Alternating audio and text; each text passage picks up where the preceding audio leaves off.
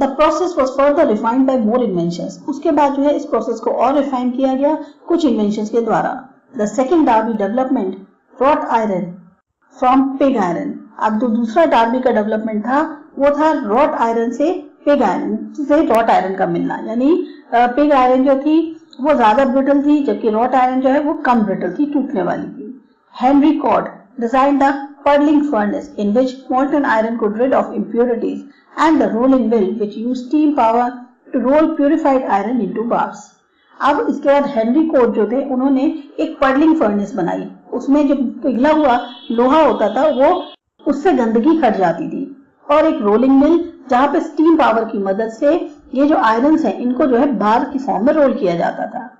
It now become possible to produce broader range of iron products. अब possible हो रहा था कि अलग अलग रेंज जो है आयरन प्रोडक्ट्स की बनाई जा सके। The durability of iron made it better material than wood for everyday items and for machinery.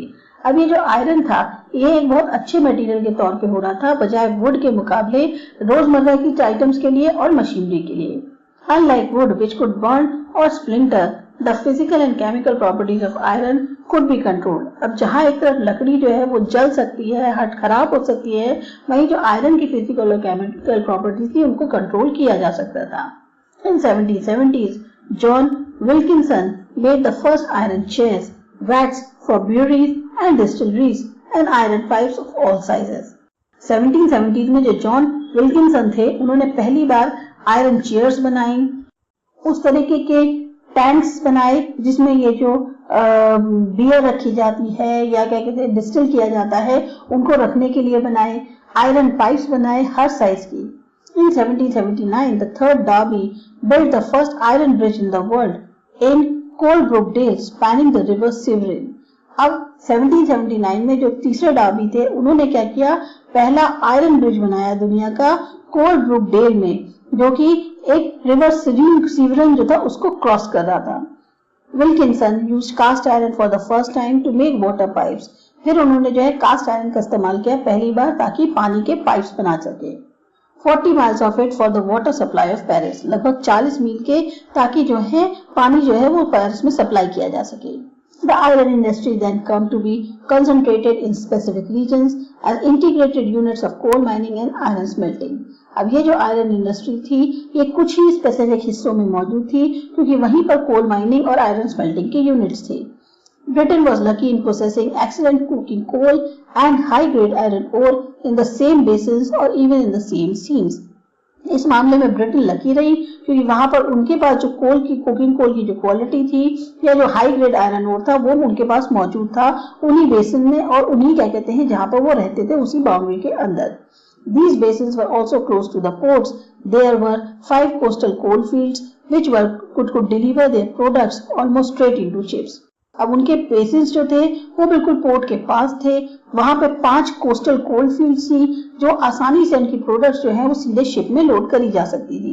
Since the coal fields were near the coast, shipbuilding increased, as did the shipping trade. अब जब क्योंकि कोल fields जो है वो coast के पास थी इसलिए जो शिप बिल्डिंग थी अब वो तेजी से होने लग गई और उससे जो शिपिंग का जो व्यापार था वो भी अब तेज हो गया। The British iron industry quadrupled its output between 1800 and 1830 and its products was the cheapest in Europe. अब ये जो ब्रिटिश की आयरन इंडस्ट्रीज थी ये एक तरह से चौगुनी हो गई थी अपनी उत्पादन में 1800 से 1830 के दौरान और उसकी जो प्रोडक्ट थी वो यूरोप में काफी सस्ती थी। In 1820, a ton of pig iron needed 8 tons of coal to make it, but by 1850 it could be produced by using only 2 tons. 1820 में था कि 1 टन पिग आयरन जो है उसके लिए 8 टन कोल की जरूरत पड़ती थी, पर अब जो है 1850 तक आते आते खाली 2 टन में ही उसको बनाया जा सकता था। By 1848, Britain was smelting more iron than the rest of the world put together. 1848 तक ये जो ब्रिटेन था इसमें जो है आयरन स्मेल्टिंग कहीं ज्यादा हो रही थी बजाय पूरी दुनिया अगर एक साथ मिला दी जाए और ब्रिटेन अलग कर दिया जाए तो ब्रिटेन में बहुत ज्यादा हो रही थी। Cotton spinning and weaving. The British had always woven cloth out of wool and flax. अब ब्रिटिश ने जो है हमेशा कपड़े जो हैं वो बुने हैं ऊन से भी और फ्लैक्स से जिससे कपड़ा बनता है। From the 17th century, the country had been importing bales of cotton cloth from India at great cost. 17वीं सेंचुरी तक जो कंट्री थी उसने क्या किया, बहुत सारा जो कॉटन क्लॉथ है वो इंडिया से बड़े बड़े हाई कॉस्ट में उसको अपने कंट्री में इंपोर्ट किया।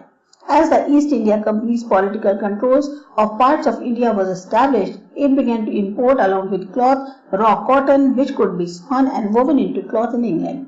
अब क्योंकि जो ईस्ट इंडिया कंपनी थी उसका पूरी तरह से पॉलिटिकल कंट्रोल हो चुका था कई हिस्सों में इंडिया के, इस वजह से उन्होंने जो है वहां से क्लॉथ के साथ साथ अब जो कच्चा कॉटन होता है उसको भी इंपोर्ट करना शुरू कर दिया था, जिसको कि बुना जा सके कपड़े में और उसको फिर फाइनली जो है कपड़ा बनाया जा सके इंग्लैंड के अंदर।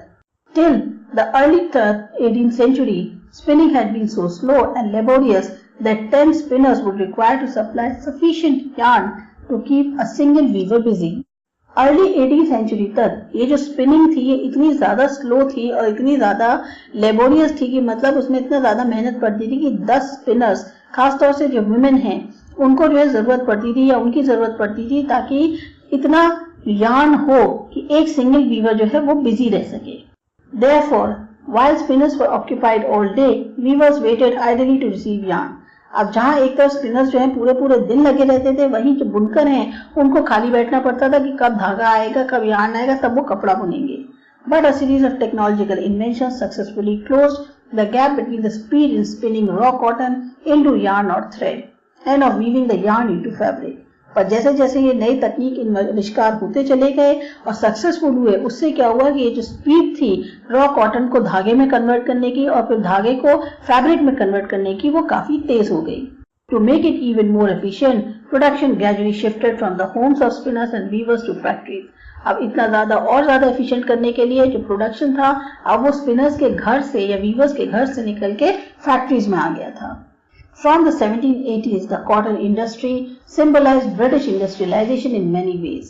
1780s में ये जो कॉटन इंडस्ट्री थी एक तरह से ये ब्रिटिश इंडस्ट्रियलाइजेशन का मुख्य सिंबल बन गई थी कई तरीकों से। This industry has two features which were also seen in other industries. इस इंडस्ट्री के दो मुख्य फीचर्स थे जो और इंडस्ट्रीज में भी दिखाई देते थे। Raw cotton has to be entirely imported and a large part of the finished cloth was exported. जो रॉ कॉटन थी वो कच्चा जो रुई होती है उसे पूरी तरह से इंपोर्ट करना पड़ता था और उसका बहुत बड़ा हिस्सा जो फिनिश्ड क्लॉथ का है उसे एक्सपोर्ट करना पड़ता था।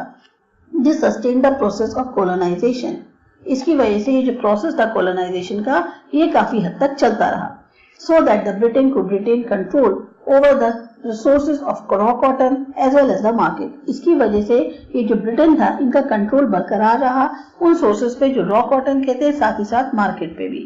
The industry was heavily dependent on the work of women and children in factory. अब इंडस्ट्री जो है काफी हद तक डिपेंडेंट थी वुमेन पे और चिल्ड्रन पे कि जो लोग इस फैक्ट्रीज में काम करते थे।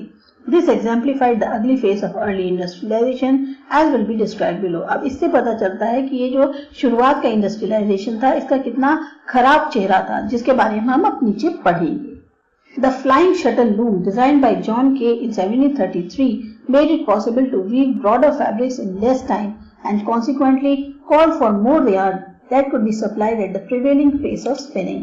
ये जो फ्लाइंग शटल लूम था जिसको जॉन के ने डिजाइन किया था 1733 से, इसकी वजह से जो फैब्रिक था अब उसको ज्यादा चौड़ा बनाया जा सकता था कम समय में और उसको जो है ज्यादा धागे की जरूरत पड़ती थी जितना कि सप्लाई किया जा सकता है उतने जो स्पिनिंग है उसके टाइम पेस के दौरान। The spinning jenny was a machine made by James Hargreaves in 1765 on which a single person could spin several threads of yarn simultaneously. Spinning jenny जो है वो एक मशीन थी जिसको कि जेम्स हार्ग्रीव ने बनाया था 1765 में और उसमें जो है एक इंसान बैठ के कई सारे धागों को स्पिन कर सकता है एक साथ। This provided weavers with yarns at a faster rate than they could weave into fabric. इससे वीवर्स को जो है बहुत आसानी हो गई कि वो जो है धागे को फास्टर रेट पे वीव कर सके फैब्रिक में।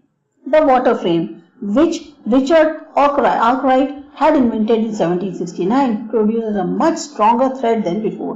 वाटर फ्रेम जो था वो रिचर्ड आर्कराइट द्वारा बनाया गया था 1769 में, जिसकी वजह से बहुत मजबूत धागा जो है वो बनाया जा सकता था। This also made it possible to weave pure cotton fabrics rather than fabrics that combine linen and cotton yarn. इसकी वजह से अब ये पॉसिबल हो पाया था कि पूरी तरह से कॉटन फैब्रिक जो है उसको बनाया जा सके बजाय कि वो फैब्रिक जिसमें लिनन और कॉटन यार्न दोनों कंबाइन किए गए हैं। The mule was a nickname of the machine invented in 1779 by Samuel Crompton that allowed the spinning of strong and fine yarn. अब जो म्यूल था वो एक नया नाम दिया गया था उस टाइम मशीन को, जो क्या कहते हैं इन्वेंट करी गई थी 1779 में सैमुअल क्रॉम्पटन द्वारा। इसकी वजह से जो धागा बनाया जाता था वो काफी मजबूत और रिफाइन होता था। The cycle of inventions in the cotton textile industry that sought to maintain the balance between the task of spinning and weaving concluded with the invention of power loom by Edmund Cartwright in 1787. अब ये जो एक तरह से cycle inventions की शुरू हो गई थी कॉटन टेक्सटाइल इंडस्ट्री में, जिसकी वजह से एक बैलेंस बना हुआ था स्पिनिंग और वीविंग के बीच में, उसमें जो है पावर लूम का जो इन्वेंशन हुआ एडमंड कार्टराइट द्वारा 1787 में, उससे और ज्यादा फायदा हुआ। This was easy to work, stopped automatically every time a thread broke and could be used to weave any kind of material. इससे काम करना बहुत आसान हो गया था। जब भी कभी धागा टूट जाता था तो वो अपने आप रुक जाती थी और किसी भी तरीके के मटेरियल को जो है बुना जा सकता था। From the 1830s, development in this industry concentrated on increasing the productivity of workers rather than bringing new machines into use. 1830 के दौरान फिर जो है अब जो डेवलपमेंट्स हो रहे थे इस इंडस्ट्री में, वो मुख्यतः फोकस कर रहे थे कि किस तरह से जो वर्कर्स की प्रोडक्टिविटी है उसे बढ़ाया जाए बजाय नए मशीन्स को इस्तेमाल में लाने के। Steam power.